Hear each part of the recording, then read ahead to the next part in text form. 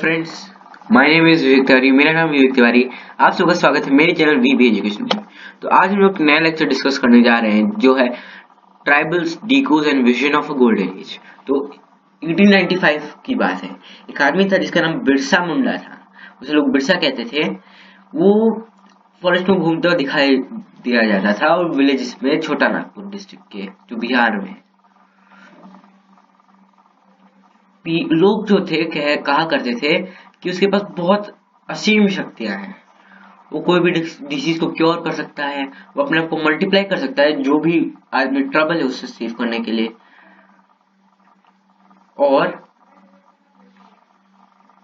Birsa declared himself that God had appointed him to save his people from trouble.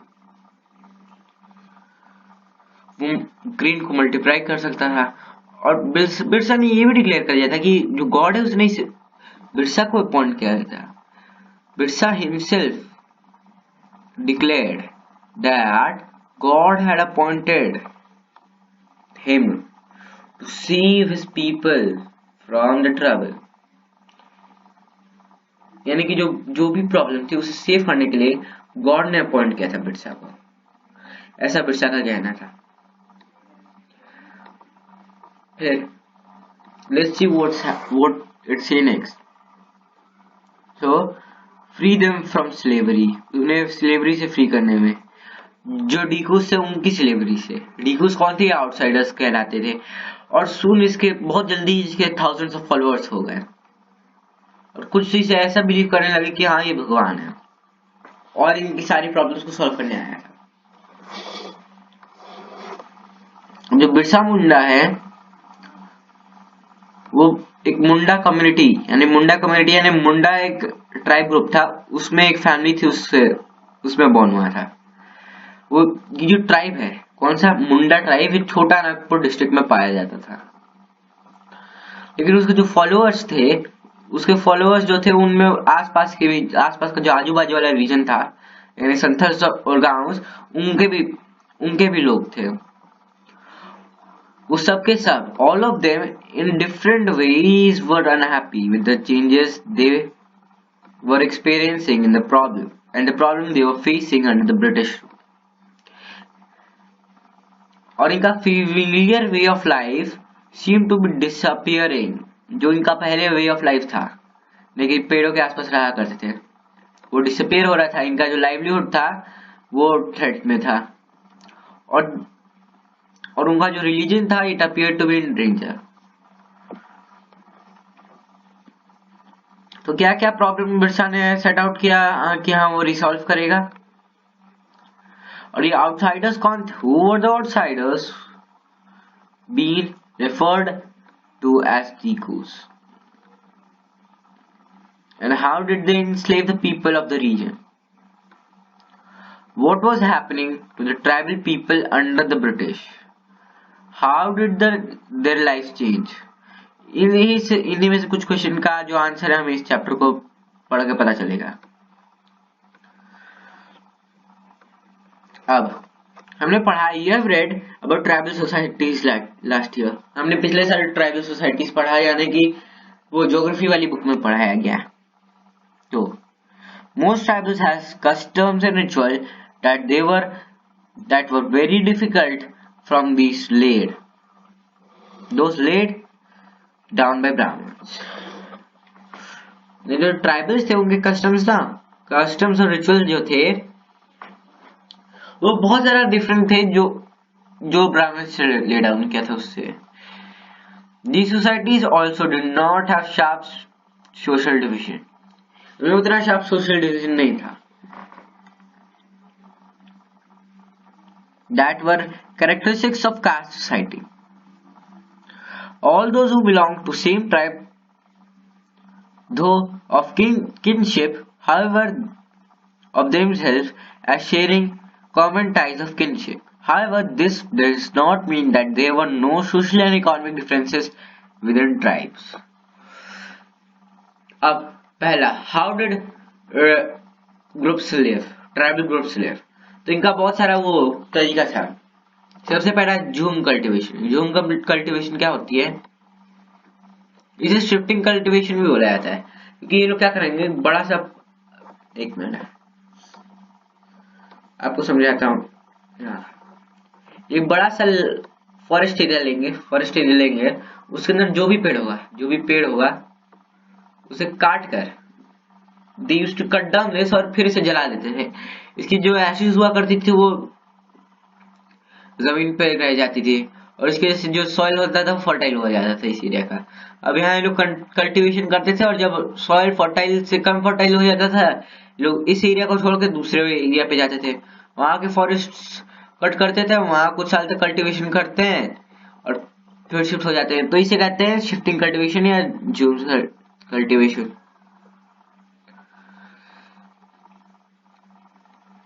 तो shifting cultivators were found in hilly and forested tracts of northeast and central India.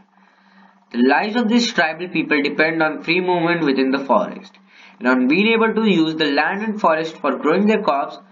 The only way they could practice shifting cultivation. इनमें से कुछ क्या थे? Hunters और gatherers. Hunters और gatherers तो आपको पता ही है। तो बहुत सारे in many regions tribal groups क्या करते थे, जिया करते थे, यानी lived by hunting animals and gathering food produce. उन्हें लगता था कि जो फॉरेस्ट है ये इसेंशियल है फॉर सर्वाइवल। कौन सी इनमें से एक कम्युनिटी थी जो फॉरेस्ट में रहा करती थी, उड़ीसा के, और ये लोग रेगुलरली जाया जाते थे कलेक्टिव हंट्स के लिए, और जो भी मीट मिलता था वो अपने आप में बांट लेते थे। ये लोग फ्रूट्स रूट्स खाया करते थे फॉरेस्ट का, और cook food with the oil that extracted. ये लोग जो ऑयल एक्सट्रैक्ट करते थे साल और महुआ से, उसे अपना खाना पकाया करते थे। They used many forest shrubs and herbs for medicinal purpose and sold forest produce in local markets. Local weavers और जो लेदर वर्कर्स थे वो उन्होंने क्या किया, कोन्स की तरफ मुड़ गए। They turn to the cones when they needed supplies of kusum and palas flowers to colour their clothes and leathers.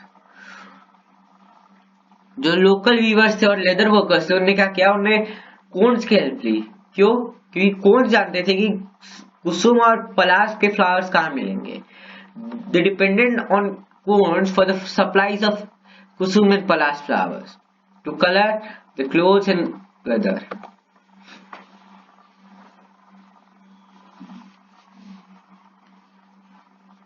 अब एक क्वेश्चन आएगा कि ये जो सप्लाई ऑफ राइस और ग्रेन है ये इन्हें कहाँ से मिलती थी? तो कभी कभी ये लोग एक्सचेंज क्या करते थे, गुड्स। तो इन्हें जो चाहिए था ये लोग क्या करते थे, उसे ले लेते थे, और ये जो फॉरेस्ट प्रोड्यूस है वो दे दिया करते थे। At other times they bought goods within small amount of earning they had.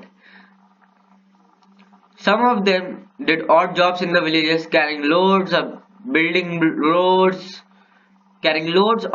roads, while others labored in fields of peasants and farmers. When supplies of forest produce shrank, the tribal people had to increasingly wander around in search of work as laborers.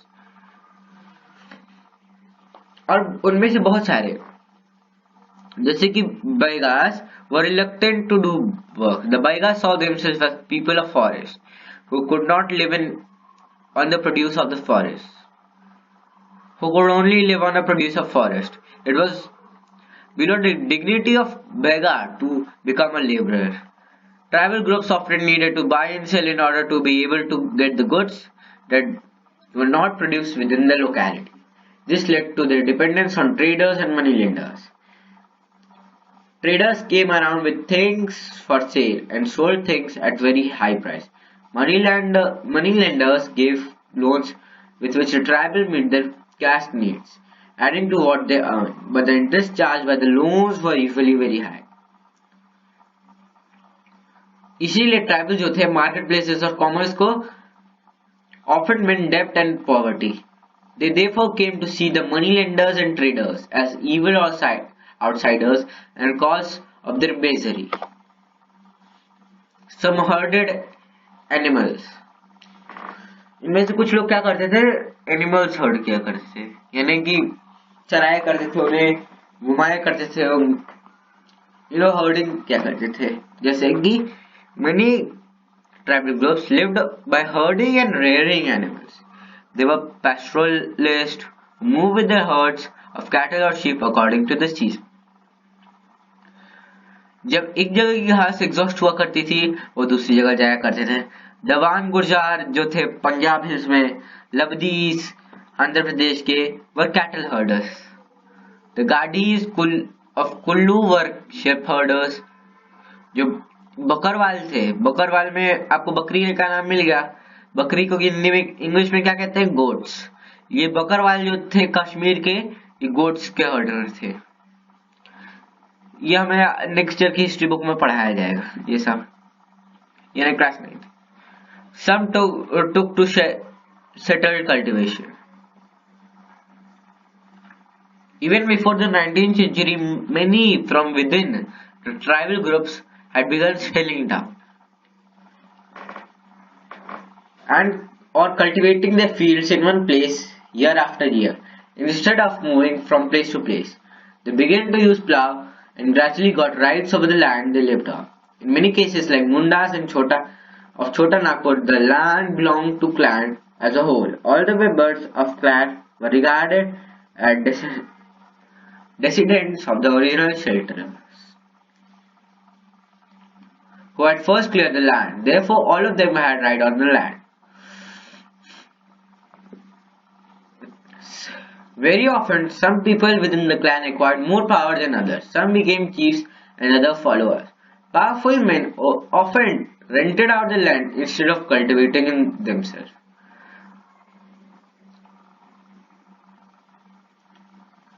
तो British officers क्या देखते थे कि जो ये settled groups है जैसे गोंड्स और संथाल्स, ये ज्यादा सिविलाइज है।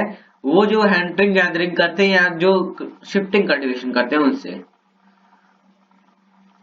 जो भी वो वाइल्ड फॉरेस्ट में रहा करता था उन्हें सैवेज माना जाता था, वाइल्ड माना जाता था, और समझा जाता था कि they needed to be settled और सिविलाइज्ड।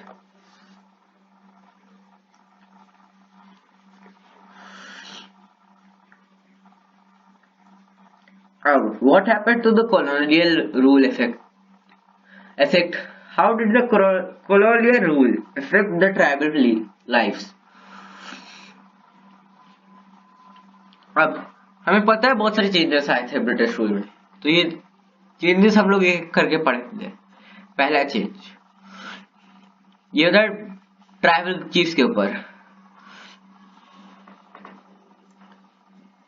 ब्रिटिश के अराइवल से पहले जो ट्राइबल चीफ था वो बहुत इंपॉर्टेंट पर्सन था।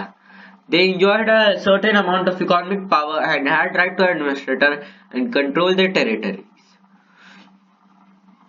In some places they had their own police, उनका खुद की पुलिस थी और अपने खुद के लोकल रूल्स और ऑफ लैंड और फॉरेस्ट मैनेजमेंट बनाए जाते थे। लेकिन जब ब्रिटिश रूल आया, the functions and power of tribal chiefs changed considerably. They were allowed to keep their land titles over a cluster of villages and rent out lands, but they lost much of their administrative power and were forced to follow the laws made by British officials in India. They also had to pay tribute to the British and discipline the tribal group on behalf of the British. They lost the authority they had earlier enjoyed amongst the people. They were unable to fulfill their traditional functions. अब जो shifting cultivators थे उनका क्या हुआ ये पढ़ते हैं।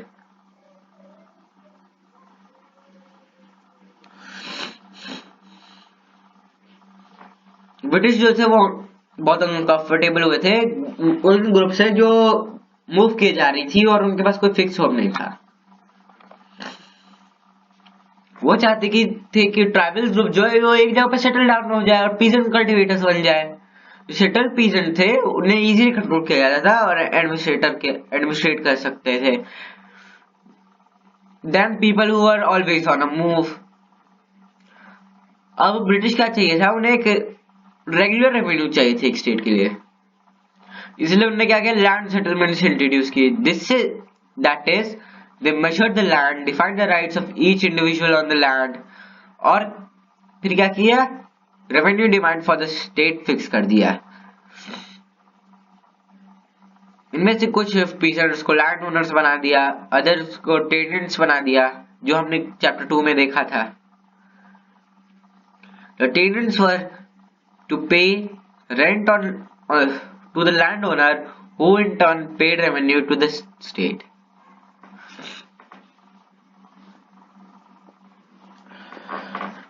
जो ब्रिटिश का एफर्ट था to settle jhum cultivators was not very successful.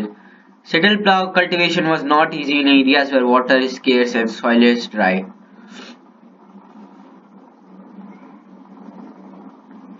In fact, ये था कि जो झूम कल्टीवेटर से जब वो प्लाव कल्टीवेशन कर जाते थे, उन्हें हमेशा सफर करना पड़ता था, since the fields did not produce good yields. इसलिए जो झूम कल्टीवेटर्स नॉर्थ ईस्ट इंडिया में थे, इंसिस्टेड और कंटिन्यूइंग, उन्हें इंसिस्ट किया कि हाँ हम लोग ट्रेडिशनल प्रैक्टिसेस कंटिन्यू करेंगे। फिर वाइड स्प्रेड प्रोटेस्ट होने लगे, इसलिए ब्रिटिश को क्या करना पड़ा, British had to ultimately allow them the right to carry on shifting cultivation in parts of the forest. अब forest loss and their impact.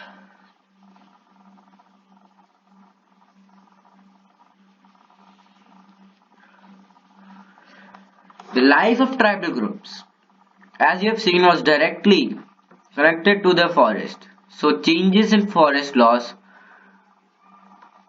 had a considerable effect on tribal lives. The British extended the control all over the forest, declared the forest was state property. Some state forests were classified as reserve forests as they produced timber which British wanted. In this forest, people were not allowed to move freely, practice jhum cultivation, collect fruits, or to hunt animals. However, jhum cultivators to survive in such a situation. Many were forced to move to other areas in search of work and livelihood. लेकिन क्या किया कि British once stopped, but once the British stopped the tribal people from living inside forest, उन्हें problem होने लगी। अब from where would, कहाँ से ये फॉरेस्ट डिपार्टमेंट को लेबर्स मिलेगा ट्रीज कट करने के लिए, for railway sleepers and to transport logs. तो colonial officials came up with the solution. Colonial official जो थे उन्हें एक सॉल्यूशन आया, उन्हें ये डिसाइड किया कि जो जूम कल्टीवेटर्स है उन्हें स्मॉल पैच ऑफ लैंड दिया जाएगा फॉरेस्ट में, और उन्हें अलाउ किया जाएगा कि हाँ तुम यहाँ कल्टीवेट कर सकते हो। लेकिन ये कंडीशन थी कि those who lived in the village would have to provide labour, यानी कि जो भी उन विलेजेस में रहते हैं उन्हें लेबर प्रोवाइड करना पड़ेगा फॉरेस्ट डिपार्टमेंट को, और फॉरेस्ट का लुक आफ्टर करना पड़ेगा। सो बहुत सारे रीजन्स में जो फॉरेस्ट डिपार्टमेंट है इन्हें फॉरेस्ट विलेजेस इस्टेब्लिश किए ताकि ये लोग चीप लेबर का रेगुलर सप्लाई वो इंश्योर कर पाए। अब ये एक पोएम दी गई है, उससे पहले हम लोग ये आगे पढ़ लेते हैं। ये यहाँ बहुत सारे ट्राइबल ग्रुप्स थे कॉलोनियल फॉरेस्ट लॉज के खिलाफ एक्ट लिए, इन्हें डिसोबे किया नया rules, continued with the practice that were declared illegal, and times rose in open rebellion. Such was a revolt. संग्राम संगमा जो है 1906 में हुआ था असम में, इसके बारे में शायद बाद में पढ़ेंगे।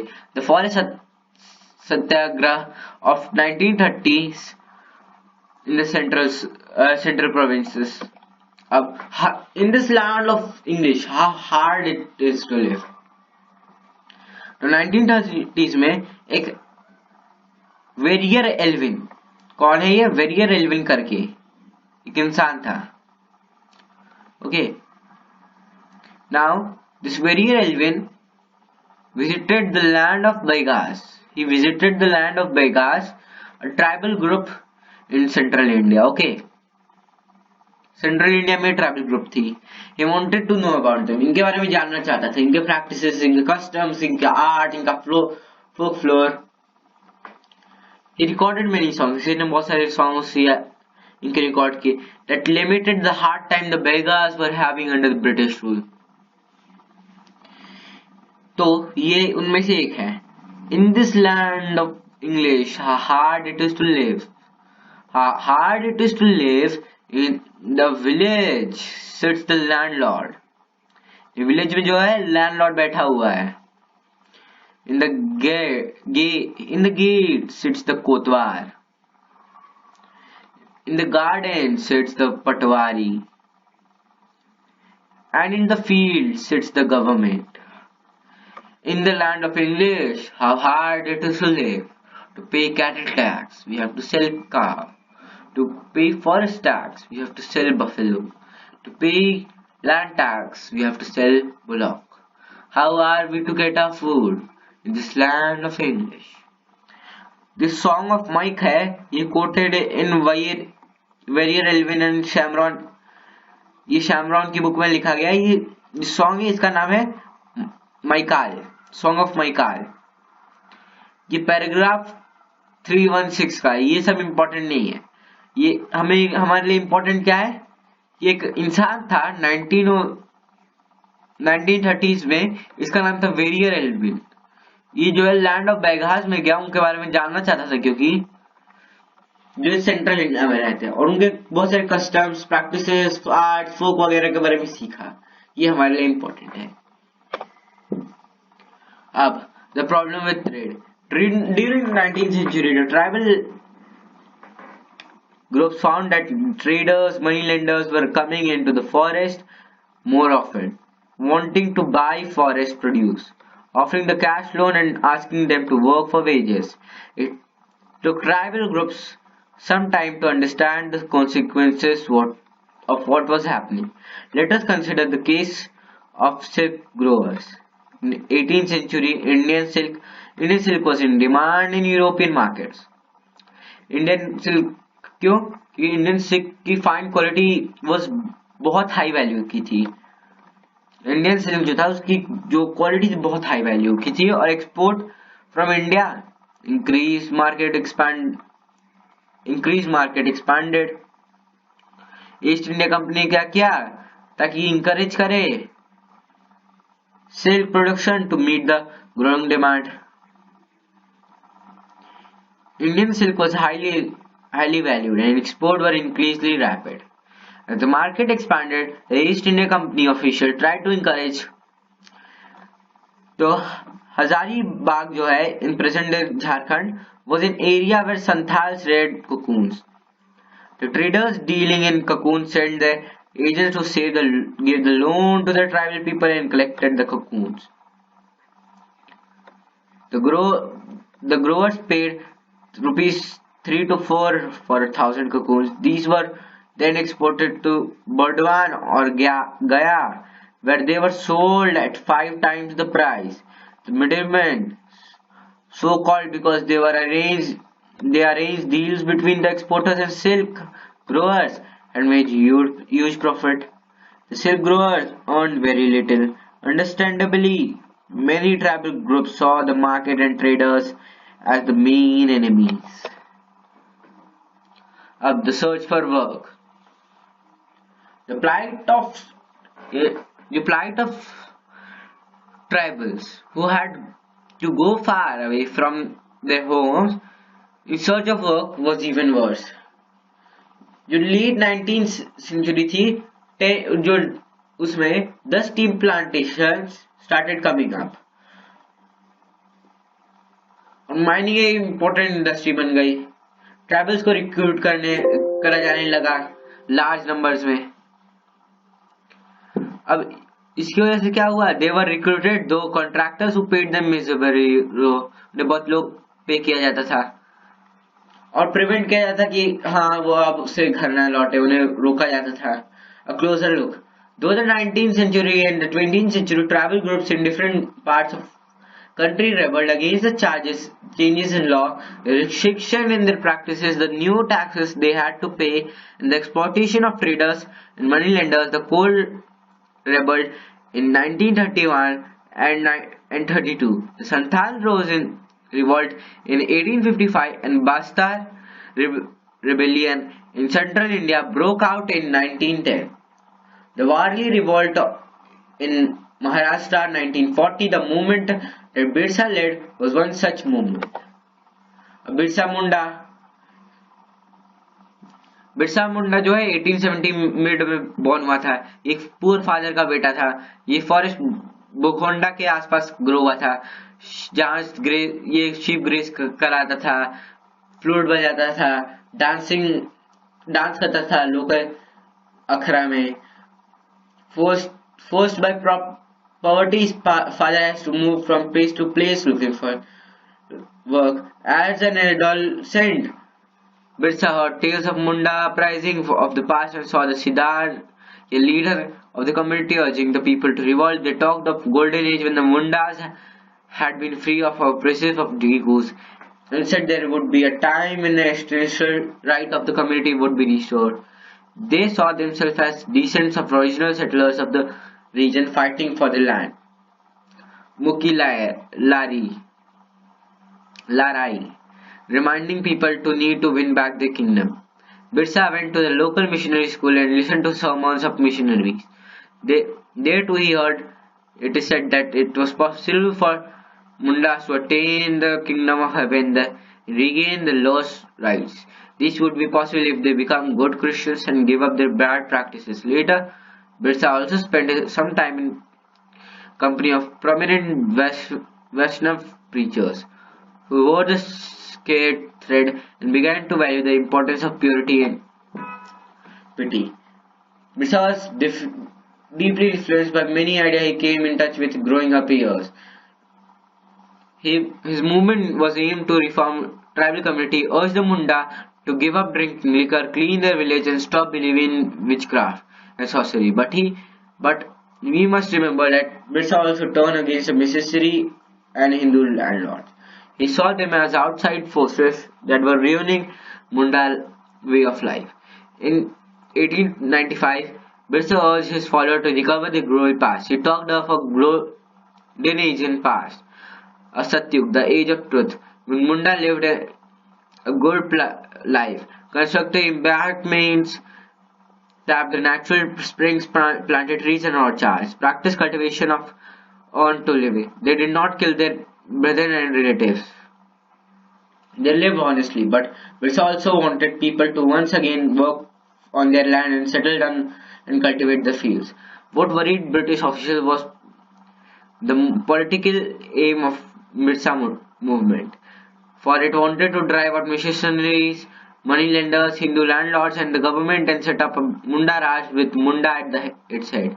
The movement identified this force as cause of misery for Munda as survival. Land policies of British were destroying their traditional land system. Hindu landlords and moneylenders were taking over the land, and missionaries were criticizing the traditional culture. As the movement spread,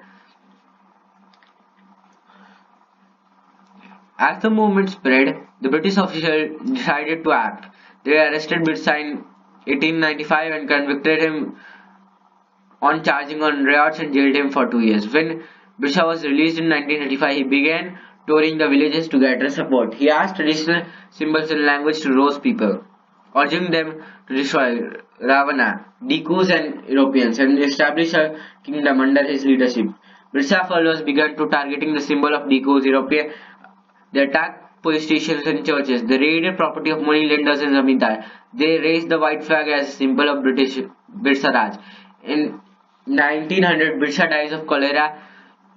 The movement faded out. However, the movement was significant in at least 2 ways. First, it forced the colonial government to introduce laws so that the land of tribals could not easily be taken over by Dikus. Second, it showed once again that tribal people had capacity to protest against injustice and express their angers against colonial rule. They did this in their own specific way, investing their own rituals and symbols of struggle.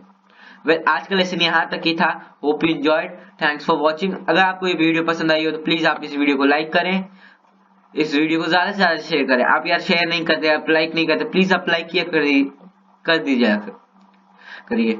फिर आप subscribe भी कीजिए. Subscribe is for free. You can do